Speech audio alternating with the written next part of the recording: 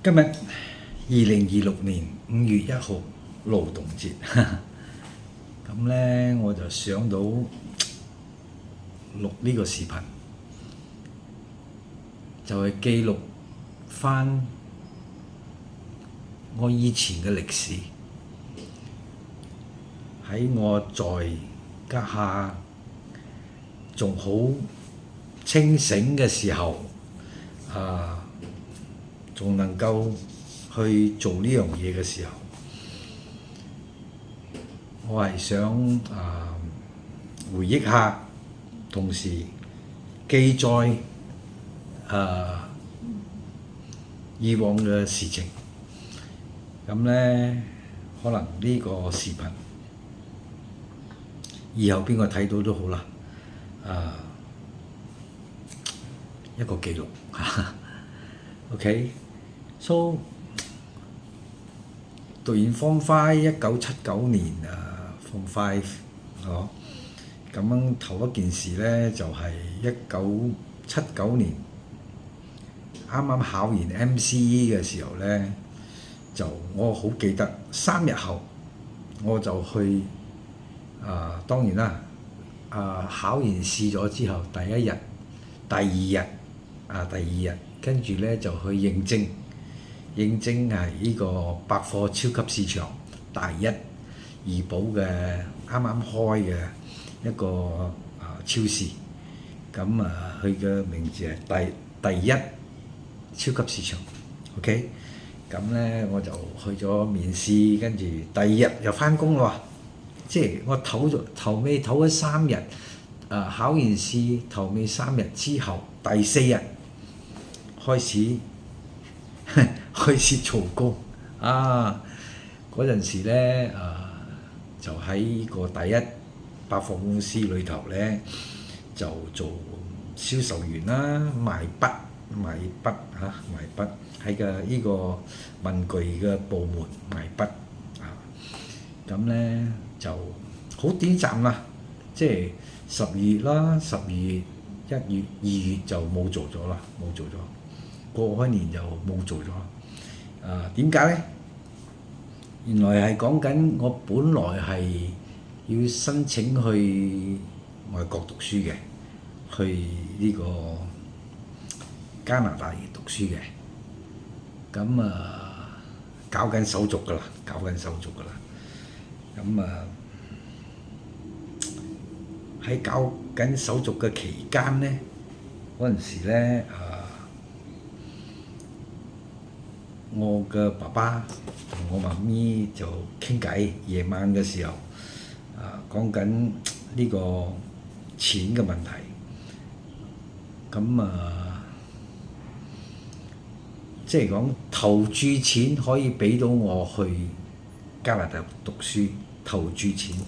但係呢，你知喺外國讀書你要俾學費各樣啊，生活費各樣。咁即係你前邊嘅時候投注錢俾咗你，但係多幾個月頭呢，又要俾錢㗎咯喎。咁多幾個月頭嗰個錢呢，我個老豆呢，我爸爸呢，就同我媽咪講，呢個錢都未知道有點樣有着落啊。咁我聽到之後呢，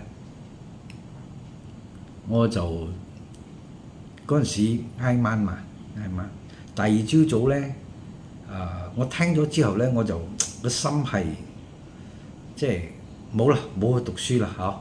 跟住我就喺我個房裏頭呢，就執好啲書本全部攞個箱頭裝起去，就擁埋一邊連書都唔睇啦所以呢個係造成我嘅思想連書都唔睇嗰種態度跟住第二朝早我同我媽咪講，我唔去讀書啦，去做工啦。咁我已經係做緊嗰陣時做緊第一嘅，仲未辭職嘅 OK。咁就講完咗之後呢，個差唔多如果冇記錯嚟講，都係1個星期左右啦。我個阿姨即係我媽咪嘅妹妹，佢就幫人打工嘅，幫人做住家工嘅。咁佢嘅老闆娘嘅細佬咧，就喺檳城離怡堡開公司，即係做機器咁嘅樣啊。咁揾人做工嘛。咁我姨就同我媽講不如去嗰度學整機器啦，你知冇咁嘅樣。咁跟住就講好咗咯，講好咗，跟住好啦，跟住我就辭職啦，嗰個第100公司辭職啦，辭職跟住就唔使應徵㗎啦，嗰陣時做工冇 interview 㗎，講你嚟就得㗎啦，跟住我咪去咯，去咗嗰間公司做，嗰間公司叫做金馬有限公司，英文係 Primac Sdn Bhd，OK， 咁就去咗做機器啦。當其時你知啦，你乜都唔識，靚仔一名係嘛？佢淨係叫你洗嗰啲即係機器拆出嚟嗰啲 parts 係咪？嗰啲零件你洗乾淨佢，捽乾淨佢，捽靚佢咁樣樣。你日日都喺度一個大盤裝滿火水喺度洗，咁咧洗到我成個手咧甩皮。咁你知啦，好多人都係講緊，哇！你做工做到咁嘅樣，我個手唔敢攞出嚟㗎，我成日攝喺個袋嗰度嘅，唔敢攞出嚟嘅。做開差唔多應該係有半年多啲啩，嗰陣時係1980年80年仲係做到差唔多年底嘅時候啦。咁我嘅媽咪嘅契細佬，即係其實都係叫契細佬啦。咁我叫佢舅父啦，佢契舅父，但係我叫佢舅父啦。佢係同我同姓嘅，姓鐘嘅。咁佢就係開一間公司係做嗰啲防火嘅，即係救火嗰啲系統做啲 fire alarm system 嗰啲咁樣嘅嘢。咁叫我去做，咁樣叫我去做咧，我就你知我已經開始做緊啲整機嘅嘢，搞嗰啲機器嗰啲嘢，我就好唔願意去跟佢去做啦，跟佢做即係做 sales 嗰停或者係睇頭睇尾嗰啲，我都唔知係應該係做啲咩嘢嘅。但係我就唔樂意、唔願意去做，咁結果我仲俾個舅父鬧到我面冇我，應該嗰陣時係11月啦，係差唔多係11月嘅時候，咁樣冇做咯。因為點解咧冇做咧？因為我先頭做機器洗開應該有半年左右啩，係洗好多個月啦，我都唔係好記得啦。咁樣咧間唔中咧就會有機會揸下架生去幫手拆嘢咁樣我又喜歡做呢樣嘢啦。咁開始咗咯。咁我就有一種咁嘅怪癖，我睇到嘅嘢我唔明嘛，我會問，但係我問我個老闆係唔會解釋俾你聽，唔會講俾你聽嘅。咁喺 office 嗰度咧，佢有好多嗰啲書好多嗰啲機器嘅書咁我係唔中意睇書咗噶嘛，我唔想去睇書咗嘛。咁為咗你要去明白嗰啲機械嗰啲嘢係咪？我就睇下睇啦，唔緊要啦，係咪？咁咧，我哋公司咧係9點開始到傍晚5點嘅 ，OK， 9點5點嘅嗰陣時係咁樣嘅。但係咧，我就晨早就去咗公司㗎啦。我7點零鐘、7點半左右、7點8、9個字，我就到咗公司㗎。咁到咗公司咧，我有鎖匙嘛，我開咗門去入去，開晒一大閘門去，跟住入咗去咧，我走去 office 嗰度抄嗰啲書嚟睇咯，日日喺度睇。咁樣可能睇下睇下都識多啲啦嚇。咁結果咧，慢慢就有增加自己嘅知識咯，增加自己嘅知識。咁一路慢慢咧，咁我就一時叫到我去做嘅嘢咧，我又做得掂喎嚇。咁我老細係唔會多謝你，唔會話講話你，你好嘢啊，你做到啊咩嘢，佢唔會同你講啲嘢嘅。咁我就不知不覺間咁樣做到1981年，81年咧就我啲朋友啦，你知啦，係咪有啲 friends，喂嚟吉隆坡做工啦咁樣啊，咁啊去吉隆坡做工。都好啦，喺吉隆坡做工，我咪走咗去落開嚟，去咗吉隆坡做工啦。嗰陣時入去吉隆坡做工就係嗰間公司係萬德強，做啲咩咧？就係做啲車花機嘅，比較乾淨啦嗰啲咁樣啊，就四圍坐住個摩托巴四圍供嘅，都係要四圍供去維修啲機械啊，做 maintenance 啊嗰啲咁嘅樣咯。跟住就係直至到做咗3個零月、3、4個月啫，3、4個月。跟住咧，我呢班朋友喺吉隆坡嘅咧，我去到吉隆坡咧，佢就去咗新加坡做工喎。我頂佢路費啊，係咪？跟住佢哋啊聯絡我，喂，你不如嚟新加坡做工啊！咁我做咗3個零4個月。喺吉隆坡，跟住好啦，又打包翻去怡保，跟住就又去咗新加坡。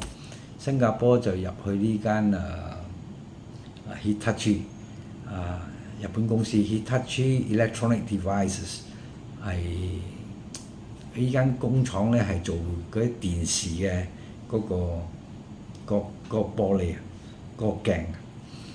做嗰個鏡嘅 ，OK，個 tube，OK，咁樣我係其中一個部門嗰度維修嗰啲機械嘅又係，咁因為咧前邊嗰陣時候咧，起初嘅時候咧做嗰啲機械咧，嗰個係印刷機嘛，印刷機嘅精密度好高嘛，咁我無形中我學到嘅識咗嘅嗰個知識都係非常之優等嘅，非常之好嘅知識嚟嘅。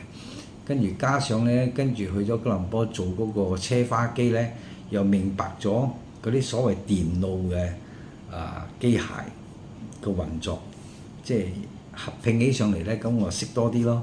咁去到新加坡呢間電子廠做，咁又即係佢問我嘢，我就可以答得到。咁無形中咧，我入去咧都唔係做到好低層嘅，係半中間嘅啦，做 technician，OK，佢叫做 Dolly Mechanic，OK，係關於真空嘅一種機械，吸風嘅機械嚟嘅，即係吸到佢真空為主嘅，咁樣啦。咁喺新加坡咧就逗留咗頭尾，經埋過年 ，OK 就做開7個零月左右啦，跟住就亦都冇做啦，因為點解咧？我媽咪講，翻嚟啦，翻嚟怡保啦，唔好去咁遠啦。咁結果講嚟講去就，結果翻咗怡保啦。翻咗怡保嘅時候咧就冇嘢做喎，冇嘢做咁又發姣啦，走翻去之前嗰間機械嗰個金馬嗰度去撩下，去嗰度坐下咁樣。咁個老闆講：不如你翻嚟幫我做啦咁樣係，好啦，咪翻嚟啦，又喺未翻嚟之前咧，咁嗰時候我爸爸咧就講：不如跟我出門去賣藥啦，我爸爸賣藥噶嘛。咁好啦，試下咯，咩都試下咯。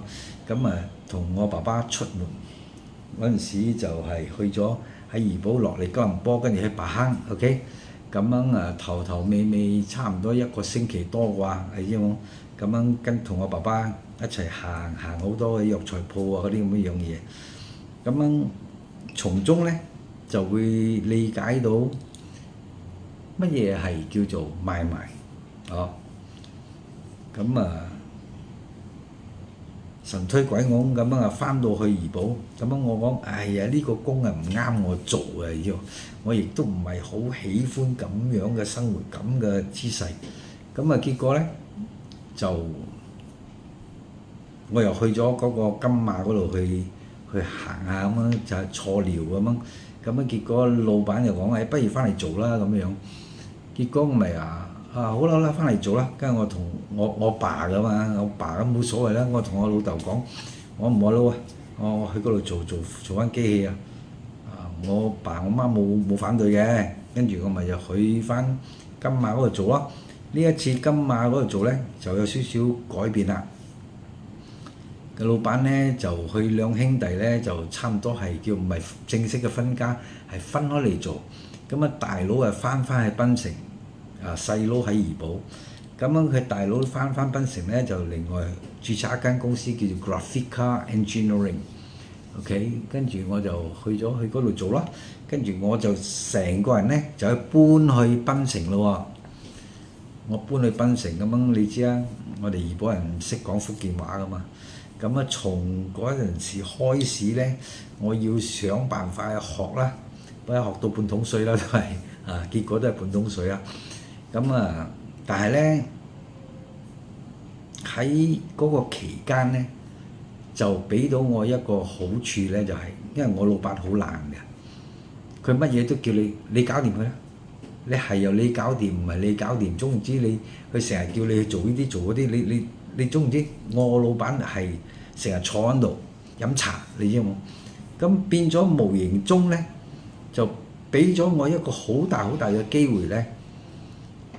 去發揮我能夠做到嘅嘢，我就好多時咧嗰啲機械維修咩嘢係我全部一手包辦，冚唪唥整到 OK， 好妥當。咁啲顧客固然之間係知道係你做啊嘛，係嘛？結果咧1983年嘅時候咧，我就同我個老闆即係唔係幾啱啦。因為錢銀嘅事，佢都唔出糧俾你嘅，大佬話：你去買嘢 claim 錢佢都唔俾翻你嘅，喺度拖拉咁樣，結果咪起火咯。跟住我就冇撈咗咪翻去怡保咯。翻去怡保我頭一件事，我一到怡保嗰日下晝最記得㗎啦，12點幾翻到屋企，跟住我同我老豆講：借架車嚟。我就揸架車，我去買架生買 tools，OK，我仲好記得嗰陣時，我買喺唔知46溝嘅架生嘅 tools，OK，當然啦，嗰陣時嘅價值46蚊都好多㗎啦因為嗰陣時好多人做工係120蚊一個月嘅啫喎，甚至乎100蚊又有90蚊都有一個月，46蚊喎，買咗嗰啲架生買一堆咗 ，OK。跟住咧，我同樣嗰一日咧，我就去咗一個印刷局嗰度揾個老闆，個老闆係印度人嚟嘅，佢叫 Mr. Raj，OK，Raj Kumar，我好記得佢嘅，因為佢俾咗我一個開始，俾咗我呢個開始，使到我成個人生成個過程唔一樣。我去到佢嗰度，我就同佢講：我冇做開啦，你好。你睇有咩做咪俾我做咯，咁樣我同佢講好講嘅。佢人事係一流喎，雖然講佢係好奸產嗰種人但係咧佢對我係非常之好。佢同我講：我有架機仔唔行得，你幫我搞佢啦。好啊，冇問題啊。幾時？跟住佢問我話聽日朝頭早咯，聽朝早我8點鐘去嗰度。去到嗰度就幫佢搞到夜晚，亦都係8點。我搞咗12個鐘頭，嗰部機俾我搞掂晒所有嘅嘢，行開機。跟住我同佢講，佢住樓上嘛，佢個鋪頭樓上。我嗌佢：搞掂咗喎。跟住佢落嚟，佢睇咗全部 OK。跟住佢問我收幾錢，我收300溝。我同你講嗰陣時，好似我話齋，一般人做工做一個文員90至120蚊一個月頭喎，我做開12個鐘頭嘅嘢啊，技術性啦我收300溝，你想下睇嗰個係咩概念啊？咁從嗰日開始咧，我就慢慢去每一間印刷局我都去揾嗰啲老闆同佢講，我整咁樣。咁咧慢慢我就開始嗰陣時係 freelance， 即係自己一個人做啫咯，乜都冇噶啦，冇公司冇成嘅，係個人嘅啫嚇。咁樣做開幾個月頭咧，跟住有個 uncle 咧，有個哥哥咧就話：你咁一個人做唔得嘅，係咪？你不如你同我夾起嚟做啦。佢係做電嘅，咁夾起嚟做，咁樣我做到嘅嘢咧，我開嘅單就佢有單咯。我嗰陣時我乜都冇單㗎嘛，咁樣佢有單，佢利用佢嘅單，咁我就都好啦，單就單啦。咁佢就攞一半嘅喎，大佬。我做嘅嘢佢係我做100蚊，佢攞50蚊喎，大佬。佢冇做嘢喎，佢唔係話82分賬37分賬，唔係喎，係55分賬喎。咁樣我做開都有幾個月頭啦，跟住同佢計數嘛，對數，乜對數對嚟對去，佢都唔要俾錢嘅，大佬邊度掂啊？咁咪鬧翻咯，即係講梗係唔啱嘅咯。咁樣拖開一陣咯，嗰陣時應該係9月左右啦，大概係咁上下啦。咁我就你知啦，喺外出都係識得朋友，就識得一個仁兄，佢係大我1歲嘅。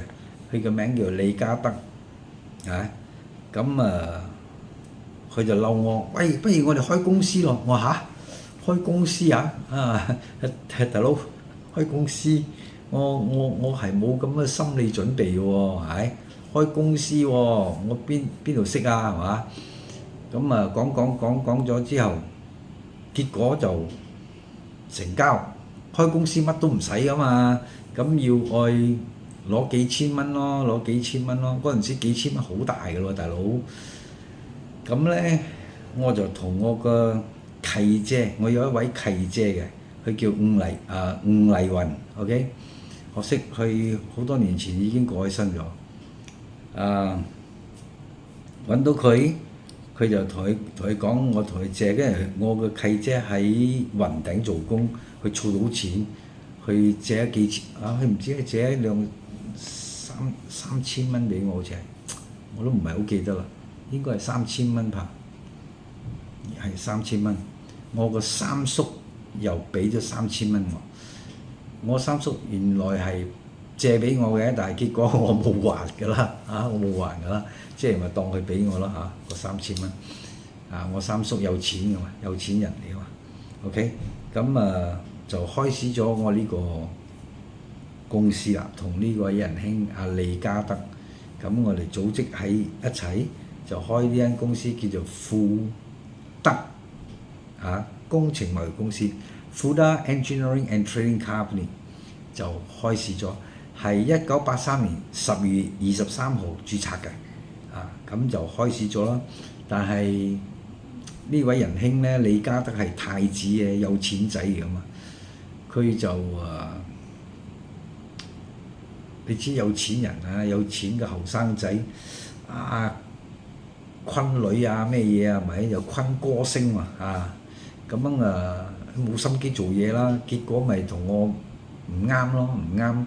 咁樣好快喎，10月23號82年83年註冊公司，84年2月份就同佢分手咁樣。咁分手咗之後咧，就係我有我，佢有佢咯。我就